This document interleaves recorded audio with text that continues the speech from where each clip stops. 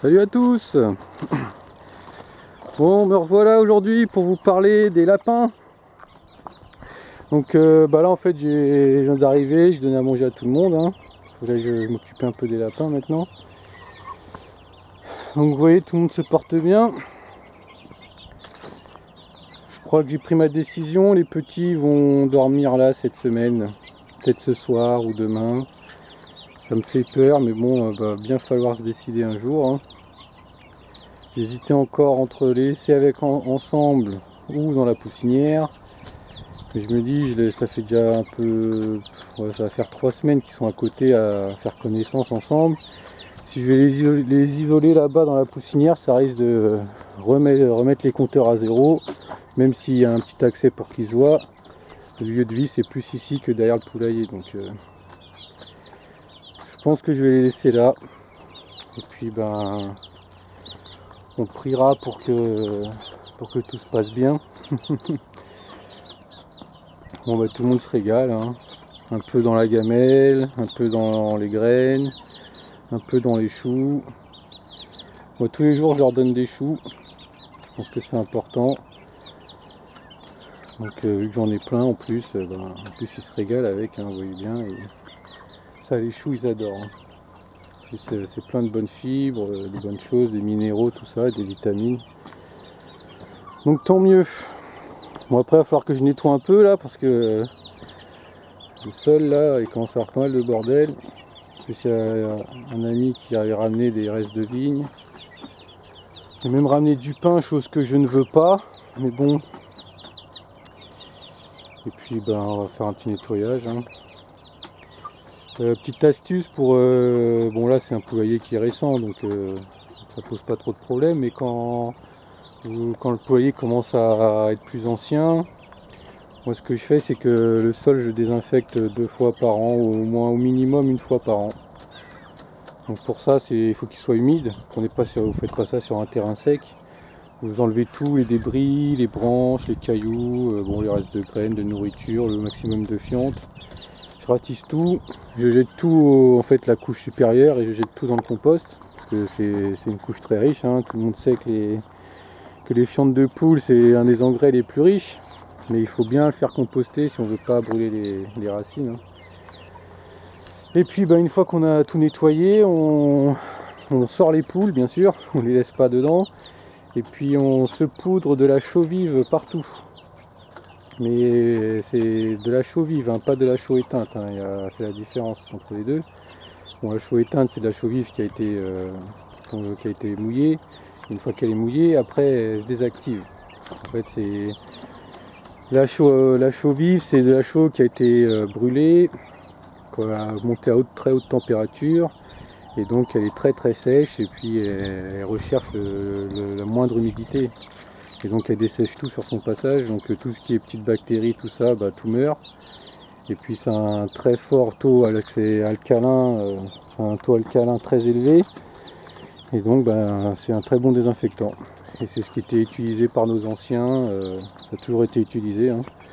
Et c'est avec ça qu'est peint mon joli poulailler.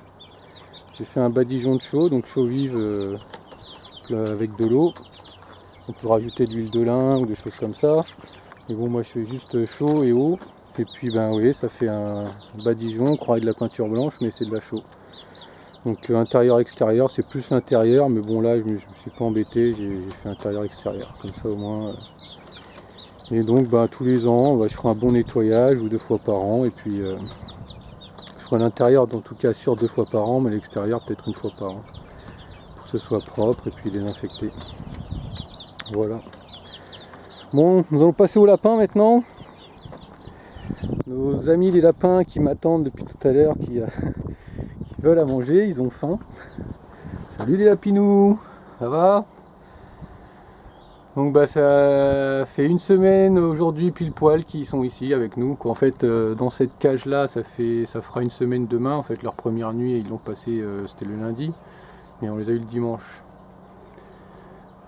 Donc ils sont bien adaptés. Au début c'était un peu craintif, c'était le changement normal, hein. Là maintenant ça va mieux, ça va beaucoup mieux.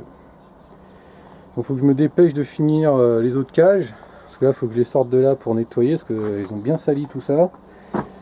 Là pour l'instant je vais leur mettre leur mets préféré, la luzerne. Donc c'est la luzerne sauvage celle-là, mais bon. Et alors ça ils adorent. Ils adorent, ils adorent. Hop, désolé. Alors, régalez-vous. Hop. J'ai eu cette super gamelle pour tester, pour mettre de l'eau. Mais ça me convient pas en fait. La tige filetée elle est pas assez longue. Donc elle passait pas à travers la cloison, ni à travers la porte là. Donc je l'ai accroché au grillage, mais vu que le grillage il est pas spécialement rigide, ça tient pas super. Donc faut que j'adapte ça. Parce que là pour l'instant c'est pas comme je le veux. Ça penche un peu et puis. Bon, ils ont bien mangé les graines, il n'y a presque plus rien non plus. Et puis ben là, ils vont manger ça, ils vont être contents. Hein. Donc moi j'ai fini, comme j'avais dit l'autre jour, je sais pas si vous avez suivi. Donc j'ai fini la toiture, désolé pour le soleil. Donc là maintenant j'ai les cages à terminer.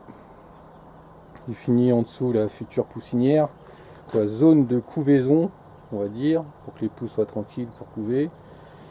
Et puis pour élever leurs petits poussins les premiers jours, pour être tranquille à part de l'autre poulailler. Et ça, je vous en ai déjà parlé. Après je ferai une petite porte qui communiquera avec la zone du poulailler derrière. Et puis ben on va voir. Bon, c'est pas le sujet du jour. Donc aujourd'hui on va parler des lapins. Bon, ça a coupé. Donc je disais que ben ça revenait pas cher de faire un clapier soi-même. Bon après si on doit acheter du bois ça va revenir un peu plus cher. Moi j'ai eu la chance de pouvoir récupérer ce bois là, mais après on peut le faire avec des palettes aussi je pense. C'est sûr que les palettes à démonter c'est pas très pratique, mais bon on peut trouver du bois de récup hein, dans les déchetteries tout ça. Il y a beaucoup de gens qui jettent des anciens meubles ou des planches. Donc je pense qu'il y a moyen de se débrouiller. Donc ici moi ça m'a coûté moins de 100 euros. Donc comme je viens de le dire c'est du bois de récup, donc c'est pas revenu très cher. Je vais pas trop à côté parce que le soleil il est là, il est bon aujourd'hui, il réchauffe bien, mais pour l'image c'est pas terrible.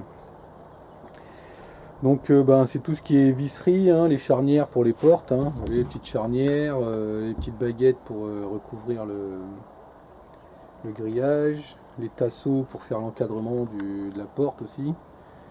Mais c'est les seules choses que j'ai achetées, hein, pour les fermetures aussi. Bon, il y a le grillage, mais le grillage c'était un reste de la fabrication de la serre là, et de l'enclos pour les poules et du poulailler. Donc j'ai pris sur ce qui me restait, mais le rouleau il m'a coûté que 40 euros. Hein, donc je ne l'ai pas compté dans les 100 euros parce que le rouleau il fait 25 mètres. Et il va pas me falloir 25 mètres pour faire les 9 portes. Hein, plus la poussinière du dessous là, ça va pas coûter bien cher quoi. Donc j'ai arrondi à 100 euros. Donc pour un clapier de 9 cages pour 100 euros, moi j'ai regardé sur internet, ils vendaient des clapiers Biéton 9 cages, ça coûtait 1200 euros. Donc quand on ne sait pas le fabriquer, c'est sûr que ça peut revenir très vite très cher. Hein. Mais on va dire les lapins en eux-mêmes, ça revient à presque rien, quoi. Ça m'a coûté 20 euros le couple, 10 euros chacun. Quand je m'approche de trop, ils claquent, hein, dis donc. Ils sont pas contents, ils veulent manger tranquille, hein. Je vous laisse tranquille. Et donc ouais, 10 euros chaque lapin, c'est quand même pas très cher, hein. Sauf si on doit en acheter à chaque fois, c'est sûr qu'après ça peut revenir plus cher, hein. C'est le prix d'un lapin au magasin. Hein. Donc pour tous ceux qui aiment calculer, comme je l'avais expliqué dans ma vidéo sur l'autonomie, pour les poulets tiers, il y en a beaucoup, ils riment par rentabilité en fait, hein. Ils comptent tout pour que ça revienne le moins cher. Et comme j'avais expliqué, au final ça leur revient plus cher, hein, que de reproduire leurs poulets eux-mêmes, de leur laisser le temps de grandir, tout ça, parce que acheter des poulets jeunes à chaque fois, ça leur revenait plus cher. Et puis ils n'avaient pas ce qu'il faut en alimentation, hein, parce qu'en fait ils refaisaient de l'industriel, fait maison quoi. Bon, en gros le retour sur investissement il est très élevé. plus élevé qu'acheter des jeunes à chaque fois, parce que ça prend plus de temps, mais une fois lancé, on est tranquille, parce que comme on a dit tout à l'heure, on va dire 8 lapins à chaque portée, ça va quand même, hein, c'est pas... Et les poules c'est pareil, hein, et quand elles font leur bébé eux-mêmes, ça prend du temps, faut les laisser grandir, tout ça, mais au final on est gagnant, hein. Si on doit acheter, ouais, comme je disais, 10 € à chaque fois pour acheter un lapin, pour soit le tuer directement ou le laisser grandir un petit peu, bah, c'est le prix du magasin, hein. Donc ça revient au même presque, hein. Ce sera toujours un peu meilleur que ceux du magasin, et encore ça dépend où vous l'achetez, mais on est quand même perdant. Surtout que là on contrôle toute la chaîne, hein, on sait comment ils vivent les lapins, on connaît les parents, on sait ce qu'ils ont mangé. Et c'est bien ça le plus important. Enfin pour moi, après les autres, hein, chacun fait comme il veut, hein, mais bon, moi je sais comment ça donnera de vrais bons lapins. Et ils nous le rendront au centuple.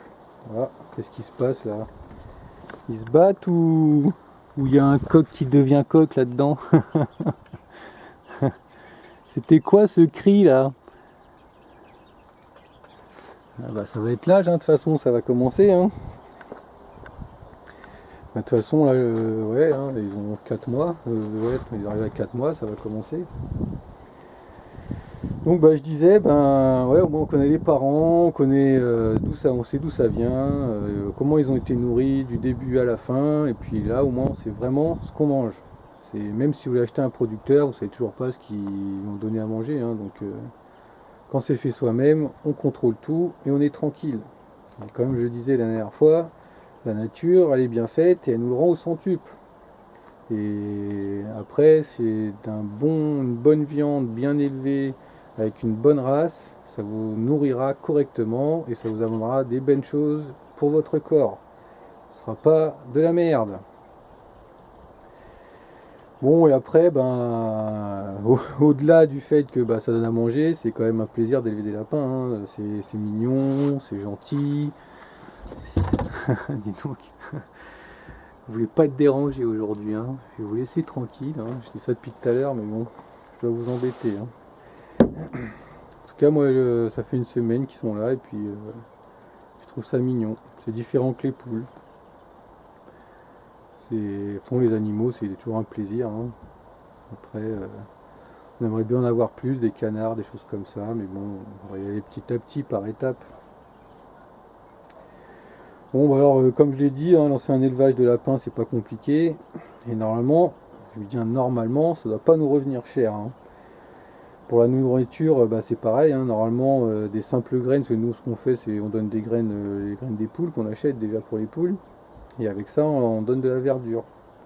Donc, on peut donner du foin aussi, mais bon, de la luzerne, là, on donne des choux. En fait, tout ce qui vient du jardin, on donne des carottes. Donc dans le potager, il y a tout ce qu'ils ont besoin. Pas besoin d'acheter les granulés, d'acheter quoi que ce soit. Parce que j'ai regardé, c'est des mélanges de graines comme les poules avec des granulés. On va dire les meilleurs mélanges qu'il y avait. Et les granulés, ben, c'est toujours pareil, hein, on ne sait pas ce qu'il y a dedans. Il y a toujours des conservateurs ou des conneries. Et puis c'est toujours les déchets surtout qu'il y a souvent. Alors que là, ils ont tout. Ils ont la plante, elle est fraîche, elle vient d'être cueillie. Ils ont tout ce qu'il faut et il n'y a besoin de rien d'autre. Donc, par contre, là, c'est pas comme les poules, hein, pas de lait, pas de matière grasse, tout ça. C'est que de la verdure, du grain et de l'eau. Rien d'autre. Et donc, bah, si on a un jardin, normalement, bon, quand on veut être autonome et autosuffisant, généralement, on a des légumes. Après, on n'est peut-être pas obligé d'en avoir tout le temps si on débute ou qu'on n'a pas trop de surface. Mais bon, même dans la nature, on peut leur trouver de la verdure, hein. Après, faut faire attention à ce qu'on prend, parce que ça peut leur amener des maladies aussi, hein. Bon,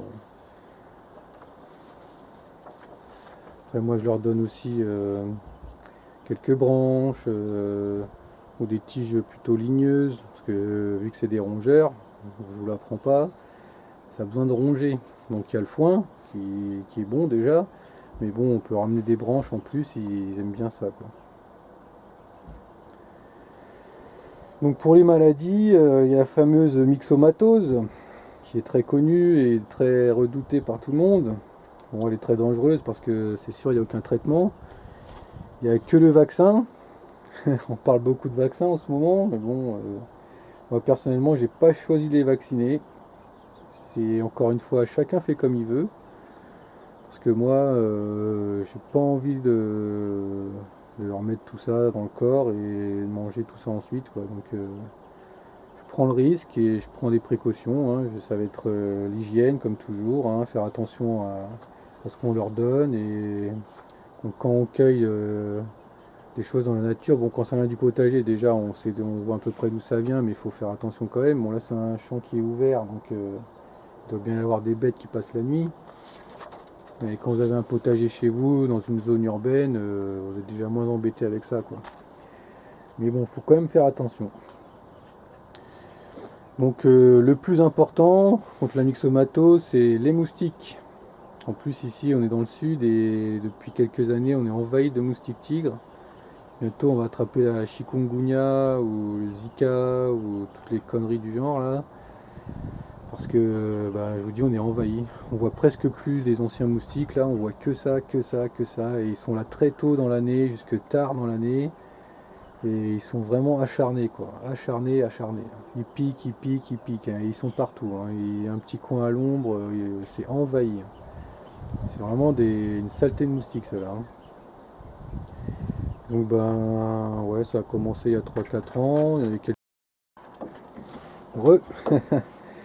Donc, je parlais, ah bah, qu'est-ce qu'il fait, lui? Il mâchouille la gamelle, laisse-la tranquille. Elle est faite pour boire, c'est tout, hein. Donc, ouais, bah, je parlais des moustiques, hein. Ici, on est envahi. Donc pour la myxomatose, le plus important, bah, c'est de les protéger des moustiques, hein. Pour nous, c'est la chikungunya, pour eux, c'est la myxomatose. Donc pour ça, je pense ajouter une moustiquaire, hein, au grillage, hein, ce sera la meilleure protection, hein. De toute façon, il n'y aura rien d'autre à faire, hein, protéger des moustiques. Et puis, ben, encore une fois, hein, prier pour que tout se passe bien. Après, je pense pas non plus que la myxomatose elle soit dans tous les recoins, hein. Après, avec le temps, je pense que ça peut arriver. Mais bon, si ça arrive, ben, faudra se séparer de tous les lapins, tout nettoyer, tout désinfecter et puis recommencer, hein.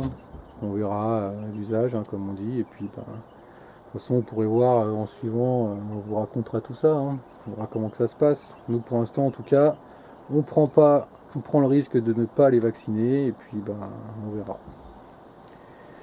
Bon alors ensuite, une fois qu'on a les lapins, on sait comment les nourrir, les protéger le plus possible bien sûr des maladies. Il y a encore quelques petites choses à savoir, hein, comme le nombre à avoir pour être autosuffisant, le nombre de lapins à laisser produire. Dis donc, vous êtes agité ce matin, hein. Donc bah, tout ça, ça dépend de ce que vous voulez faire, hein, de vos attentes, si vous voulez manger que du lapin ou pas beaucoup de lapin, parce que nous on a déjà les poules.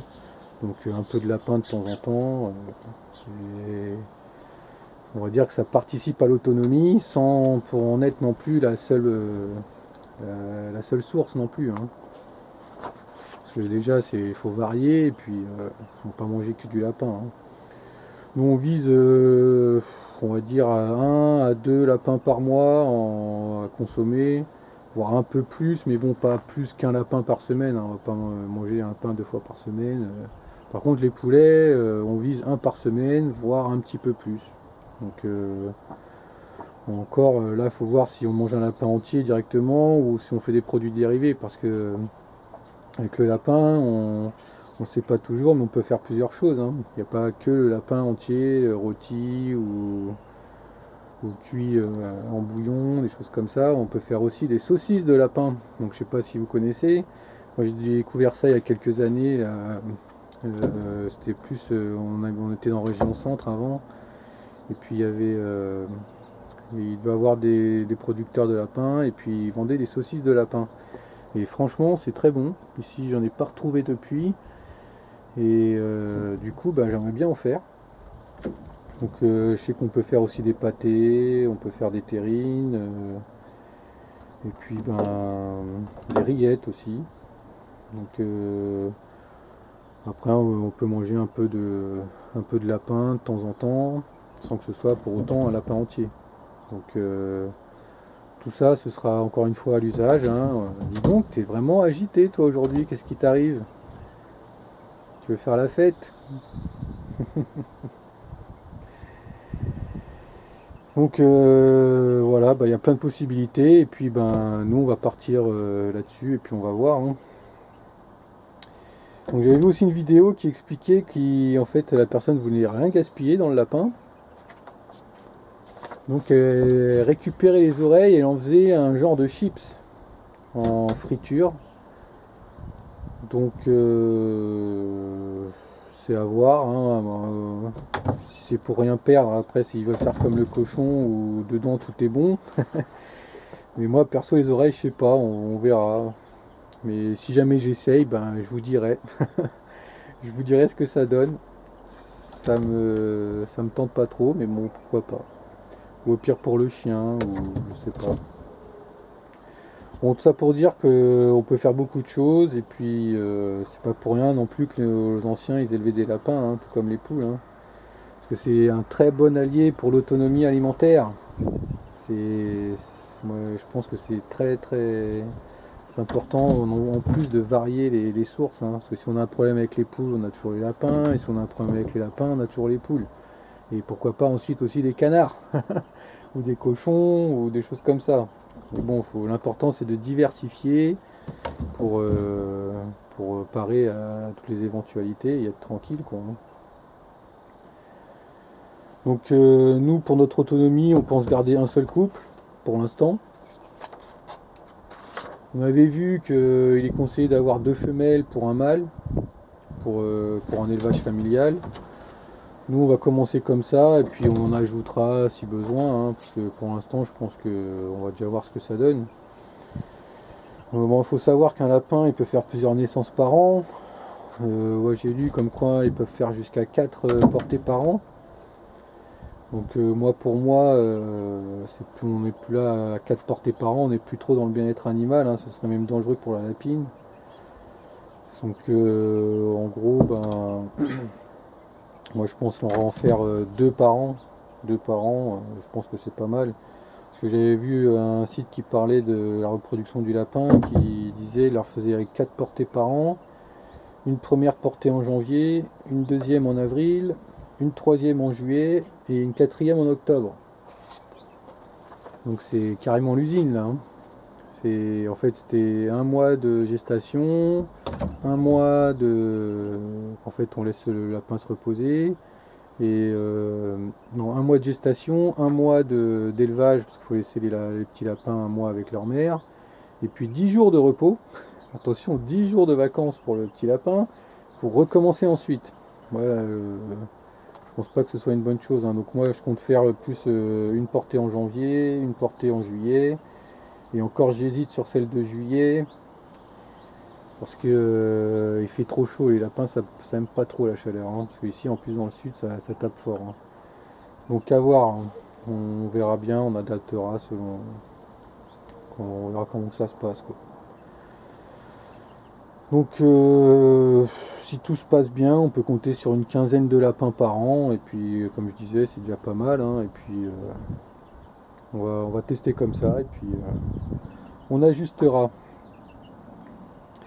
Donc la maturité sexuelle, elle est de 4 à 6 mois chez la lapine, et 6 à 7 mois chez le lapin. Eux là ils ont 4 mois, donc c'est ce qu'il m'a dit l'éleveur. Donc moi je comptais lancer la première reproduction vers janvier-février. Hein. Donc là, ils auront 6 mois, 6-7 mois. Donc c'est l'âge. Et puis ben, on aura nos premiers lapins au printemps. Et puis ben, pour l'été, ils seront assez grands pour être abattus. Donc on goûtera nos premiers lapins d'ici là. Et puis ben, encore une fois, on verra ce que ça donne. Donc on peut les abattre à 3 ou 4 mois. Donc après au-delà, apparemment ça donne plus de gras. Mais bon, si par exemple je vais faire des saucisses, c'est pas plus mal qu'ils prennent plus de gras. Donc on laissera peut-être grandir un peu plus. Donc encore une fois, on verra va voir ce que ça donne. Et je vous manquerai pas de vous donner les détails. Donc comme je disais, il faut les laisser les petits un mois au moins avec leur mère pour le sevrage. Par contre, il faut surtout pas les toucher. Apparemment, si on embête la lapine, bon déjà il faut la séparer du mâle pour qu'elle soit tranquille. Et si on l'embête alors qu'elle vient d'avoir les enfants, il paraît que ça la perturbe et qu'elle peut devenir agressive et jusqu'à tuer les lapins. Oui, il paraît qu'elle peut tuer les lapins et même les manger. Donc il faut surtout pas les toucher et les laisser tranquilles, hein. Même pour donner à manger, on ne l'approche pas. Même le nettoyage, il faut y aller doucement. Donc il faut vraiment la laisser tranquille. Donc un mois après, les séparer de leur mère et commencer l'engraissement pour les jeunes, hein. Donc ils disent un élevage de 6 cages ça suffit, mais nous, comme j'ai dit, on va faire 9 cages. 9 cages pour avoir de la marge et pour les poules, hein, comme je disais, hein. Donc voilà. Et puis on verra bien. Comme ça vous pourrez suivre l'aventure avec nous et puis juger ce qui est bon pour vous et puis faire comme vous voulez ensuite, hein. Nous on fait partager nos décisions, nos erreurs, nos bonnes choses et puis chacun fait comme il veut par la suite. Donc voilà, ben moi maintenant je vais arrêter un peu de parler et puis ben je vais me mettre au boulot parce que là il doit bien être 10 heures je pense. Donc je me mets au boulot et puis à bientôt.